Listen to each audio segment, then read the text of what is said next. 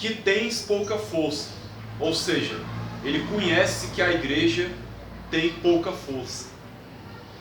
Isso aqui também, irmãos, é uma realidade de muitos de nós hoje. A palavra de Deus diz assim: fortalecei-vos no Senhor e na força do seu poder.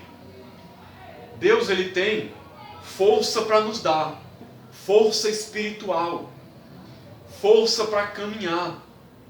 Sabe, eu não estou falando aqui de força física, eu estou falando de força espiritual, força de Deus. Nós não temos capacidade, preste atenção nisso, irmãos, nós não temos capacidade nenhuma de permanecer firme com Deus, firme em Cristo. Nós não temos força, nós não temos capacidade nenhuma. É por isso que a Bíblia diz: se fortaleçam no Senhor.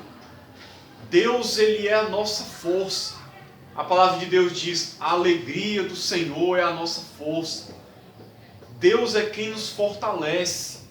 Ele é quem nos dá força para continuar, apesar de todas as lutas e dificuldades da vida. Se a gente não se apegar nele, a gente não consegue. Você pode espernear, lutar, tentar fazer o que for. Se Deus não te der a força, nós não conseguimos. Você não vai conseguir pela sua própria força. É impossível, porque a guerra que nós travamos é espiritual. O caminho que nós caminhamos é espiritual.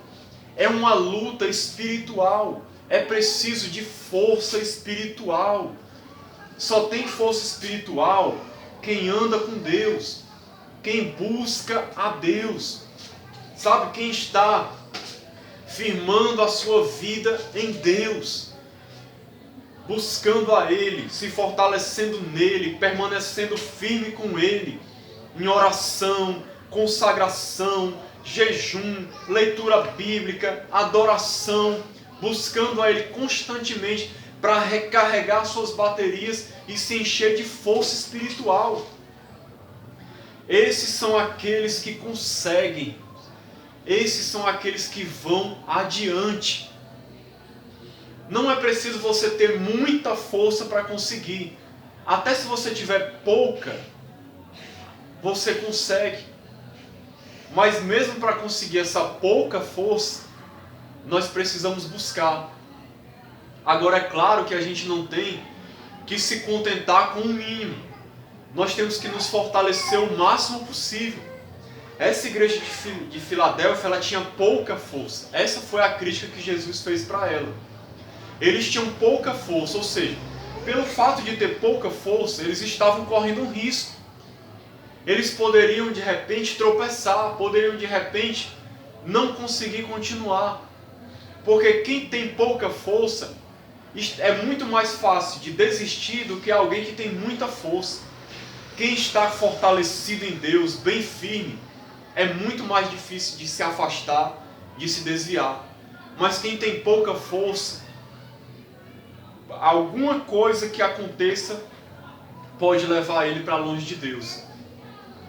Felizmente, não foi esse o caso da igreja de Filadélfia. Eles tinham pouca força, como muitos de nós. Mas o que foi que aconteceu? Diz assim: entretanto, guardaste a minha palavra e não negaste o meu nome. Ou seja, mesmo eles tendo pouca força, eles ainda conseguiram. Apesar da pouca força, eles estavam guardando a palavra de Deus e não negando o nome de Cristo. Mas é um risco, como eu disse. Nós temos que tentar nos fortalecer o máximo possível para que a gente permaneça firme. E aí vem a pergunta para a gente refletir, né? Será que nós estamos fortalecidos em Deus? Você tem força para continuar? Ou será que as suas forças já foram embora faz tempo? Será que você tem andado rastejando, sabe, numa miséria espiritual? totalmente cabisbaixo, derrotado, entregue totalmente à situação, não crendo mais em nada, não acreditando mais em nada, não confiando mais em Deus, não tendo mais fé, desistindo das coisas. Essa é a característica de quem não tem força. Quem não tem força, desiste. Ele sucumbe diante da luta, ele fraqueja e ele é derrotado. Como é que nós estamos, irmãos? Que a gente possa refletir nisso. Como é que está a nossa força? Será que a gente está aguentando as lutas? Ou a gente está a ponto de desistir? Está a ponto de chutar o pau da barraca e dizer: eu não aguento mais. Eu não quero mais. Eu sei que a luta é difícil. É muito difícil. Tem lutas na nossa vida, às vezes, que a gente pensa em desistir. Eu já passo por situações na vida em que às vezes a gente tem vontade de entregar os pontos, desistir daquilo ali que a gente crê que é o melhor, que é a vontade de Deus. Tamanha é a dificuldade, tamanha é a luta. Mas nós temos que procurar, nesses momentos, buscar a Deus para nos fortalecer. É isso que eu procuro fazer na minha vida. Todas as vezes que a luta está grande, que está difícil de vencer, de continuar, o que é que eu faço? Me prostro diante dos pés do Senhor e peço ajuda para Ele. Para que Ele me dê força, para que Ele me ajude. Eu chego para Ele e digo: Senhor, não estou aguentando, não estou conseguindo, está difícil, me ajuda. É isso que nós temos que fazer, irmãos. Ter humildade de chegar para Deus e dizer: Senhor, eu estou fraco. Eu estou fraco. Eu estou a ponto de desistir, eu estou a ponto de deixar tudo para trás. Me ajuda. Essa igreja, mesmo tendo pouca força, ela foi fiel. Ela guardou a palavra. O que significa isso? Ela procurou viver a palavra de Deus na vida dela. Não desobedecendo os mandamentos do Senhor e procurando seguir a vontade de Deus para a sua vida. E aí cabe uma reflexão para a gente pensar: será que a gente tem sido como essa igreja? Será que a gente está guardando a palavra de Cristo? Pense na sua vida, irmãos. Pare para meditar como você tem andado. Você tem guardado a palavra? Você está obedecendo a Deus? Andando conforme os seus ensinamentos? Sabe, você tem vivido a palavra? Você tem procurado andar de acordo com a palavra, tem deixado a palavra transformar a sua vida, levar você a crescer. Você medita na lei do Senhor dia e noite, como diz lá no Salmo 1, que bem-aventurado é aquele que medita na lei do Senhor dia e noite. Tem gente que nem sequer lê a palavra, quanto mais guardar. Tem gente que nem sequer medita na palavra. Tem gente que nem sequer conhece. Como é que vai guardar uma coisa que nem lê, nem reflete, nem sequer conhece? Porque para a gente guardar a palavra, guardar é você preservar ela no seu coração. É isso que é guardar. Como é que a gente vai guardar uma coisa que a gente nem conhece? Como é que eu vou guardar a palavra de Deus se eu nem leio ela? Se eu nem procuro conhecer o que ela diz para mim? Como é que eu vou guardar uma coisa que eu não conheço?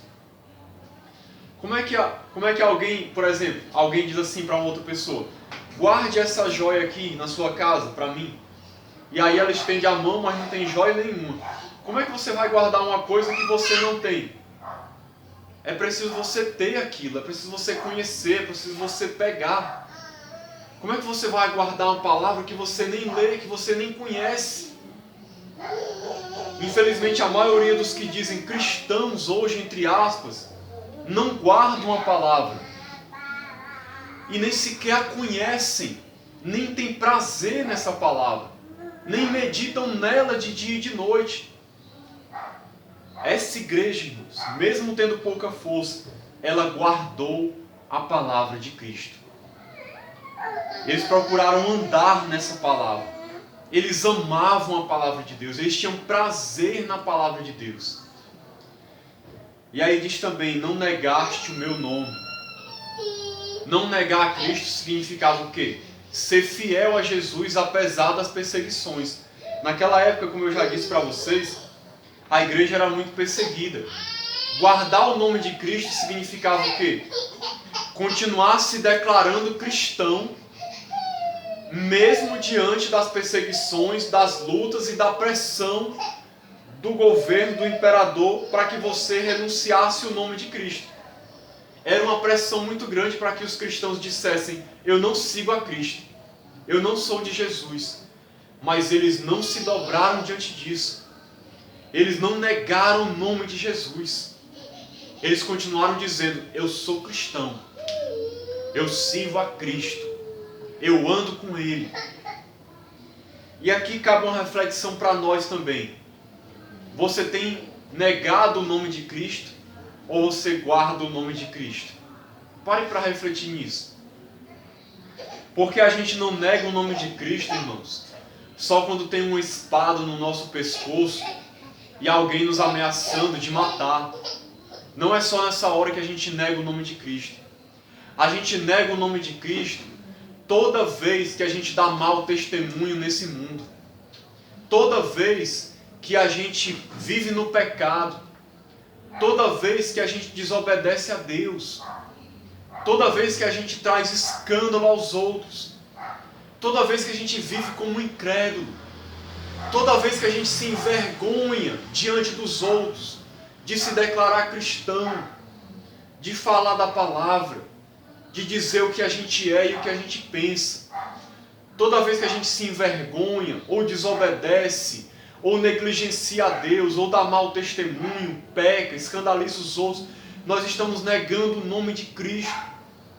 É como se a gente estivesse dizendo com as nossas atitudes, eu não sou cristão, eu não sigo a Cristo. Porque negar o nome de Cristo é isso. É não viver como um cristão, é não se portar como um cristão. A maioria das pessoas hoje que se dizem cristãos estão negando o nome de Jesus. Porque elas não vivem de acordo com a confissão que elas fazem. Com a boca delas, elas dizem, eu sou cristão. Mas com as suas atitudes, com a sua maneira de viver, elas negam isso. Então elas estão negando o nome de Cristo. E Jesus disse, aquele que se envergonhar de mim, eu me envergonharei dele naquele dia. Foi Jesus quem falou isso. Nós não podemos nos envergonhar dele. Onde a gente estiver, nós temos que manifestar Cristo na nossa vida através das nossas palavras e das nossas atitudes. As pessoas têm que olhar para nós e ver, olha, verdadeiramente essa pessoa é um servo de Deus, viu? Esse aí é um servo, esse aí é crente mesmo. Esse aí realmente você vê, a vida dele é diferente. Ele fala diferente, ele é diferente, se comporta diferente. Realmente essa pessoa aí é crente. Agora tem muitos hoje que os outros olham e dizem assim, esse aí é crente desse jeito? Olha só como é que ele fala, olha só como é que se veste, olha só como é que se comporta. Esse aí é cristão? Esse aí é pior do que eu. Se for para ser crente para ser desse jeito, eu não quero me converter nunca. Ou seja, essas pessoas estão negando o nome de Cristo.